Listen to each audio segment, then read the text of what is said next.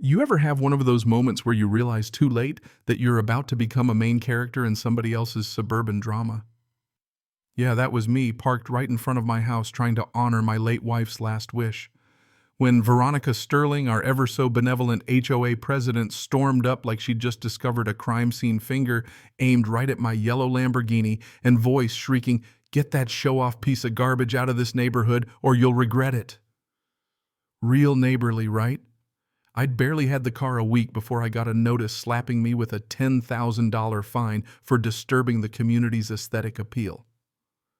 Veronica looked so satisfied, face beet red, veins bulging, like she'd finally found a way to get rid of me. But here's the kicker, she had no clue just how far I was willing to go to fight back or how her whole little empire was about to get washed away. You gotta understand that car wasn't just a car. 3 months earlier, I lost my wife Elena to brain cancer, and her dying wish, her last honest-to-God smile, was to see me buy the wildest, brightest car I could and drive it like she was right there in the passenger seat.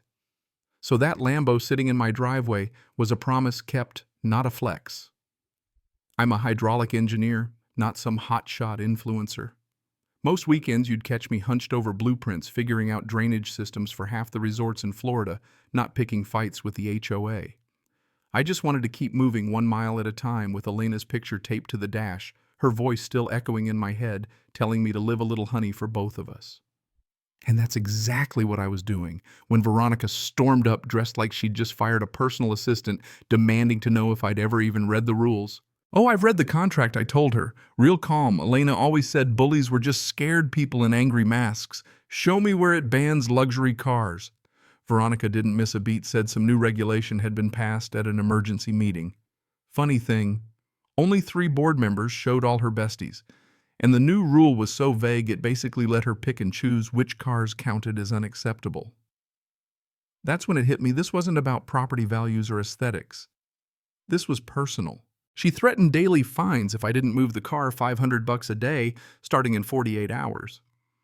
When I called her bluff and asked for a full community meeting, she postponed it indefinitely, needed time to prepare documentation, she said. Watching her turn different shades of purple as she realized I wouldn't budge, I almost laughed. Elena would have loved it. I could see the fear behind Veronica's anger, though I didn't know what she was so scared of. Yet. That night, sitting in the car with Elena's photo, I caught myself whispering, "Why can't this just be simple?" But I already knew bullies never stop at a no. The next morning, I got the official notice, showed $10,000 fine signed in Veronica's perfect cursive like it was a royal decree. That's when the grief I'd been dragging around hardened into something sharper resolve. Elena had spent her last months fighting for people who couldn't afford lawyers who got bulldozed by powerful types like Veronica. I knew if I rolled over, I'd be letting Elena down too. Thing is, Veronica picked the wrong target. Sure, I looked like a grieving widower, but I'd been designing water management systems for over a decade, resorts, stadiums, airports, you name it. I knew how to turn a trickle into a flood, metaphorically and literally. So I started researching. I dug through public records, board meeting minutes, anything I could find on Veronica and the HOA. You know what I found? Patterns. Real ugly ones. That's when Rosa Martinez, my neighbor a few doors down, knocked on my door, casserole in hand. Voice trembling. She'd watched Veronica push out family after family, mostly minorities or folks who couldn't keep up with the endless fines. The Johnsons lost their home over holiday lights. The Patels got harassed for fixing their car in the driveway. The Washingtons. They got targeted because Mrs. Washington sold cookies to neighbors. Every time someone got forced out, a friend of Veronica's snatched up the house for cheap.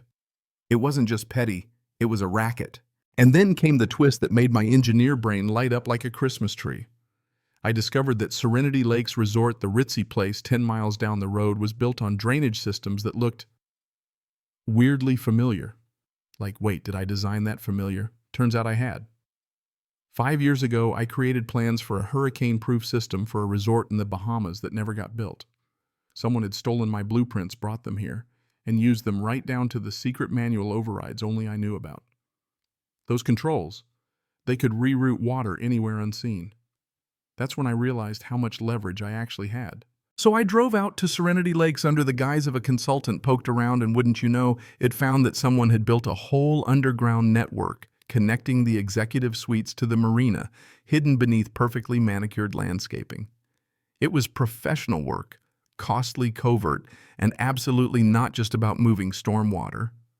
And suddenly, the place that was supposed to be book solid was almost empty except for staff and a few nervous-looking types in suits who started tailing me the second I walked outside. When I got home, the intimidation campaign ramped up. Private security patrols started parking outside my house. Neighbors started posting warnings about the unstable man with the flashy car. But the worst blow was watching Rosa Martinez break down on my porch.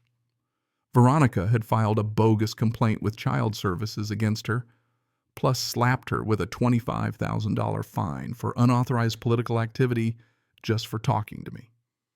That's when I knew I had to take this fight out of the shadows. I called in my old college friend Marcus Wellington, a civil rights attorney who believed maybe more than anyone I've ever known that the law could actually protect people.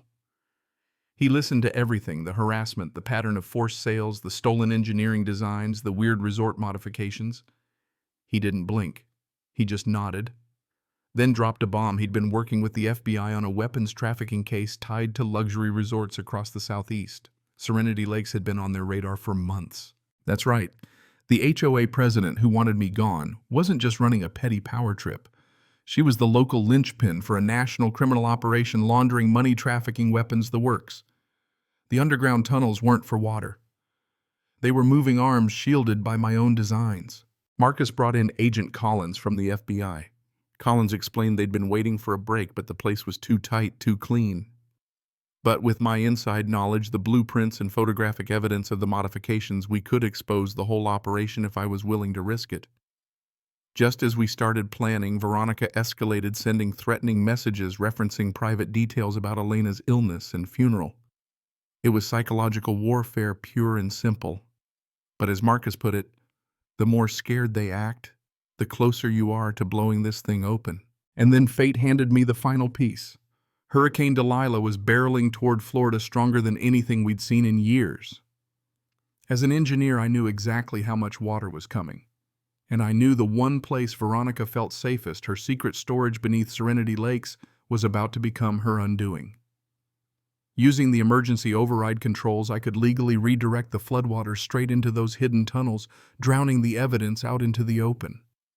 It would look like a tragic natural disaster, but it was really justice delivered by the very system she stole from me.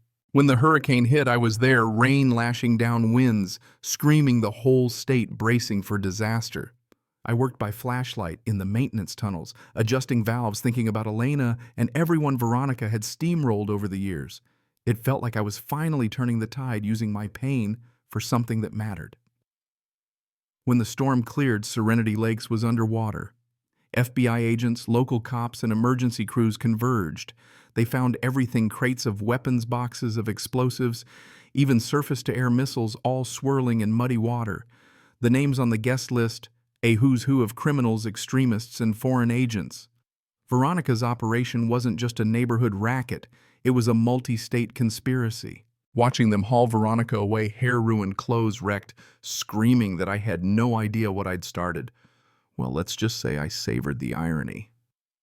She'd spent years making people feel powerless, and now she was powerless herself, headed for a life sentence with federal prosecutors throwing the book at her. Rose's fines were dropped. Families got invited back, and the neighborhood actually started feeling like a community again. But the real twist, Elena. Turns out she'd been quietly working with the FBI before she died, gathering evidence, keeping records, building a case, even as she fought her own battle. The foundation I started with my settlement money bears her name and now helps families stand up to HOA bullies and organized corruption across the country. Sometimes I drive out to her grave in that same Lambo engine, rumbling sun, coming up foundation work thriving, and I feel like she's still riding shotgun, reminding me that even when you think you've lost everything, you might just have everything you need to change the world. So what do you think? Was I right to fight back, or did I go too far? Drop your thoughts below, because these stories aren't just about me, they're about all of us and what happens when ordinary people decide not to let corruption win. If you've got a tale of HOA headaches or community injustice, share it in the comments. Who knows, maybe next time your story will be the one that finally tips the scales toward justice.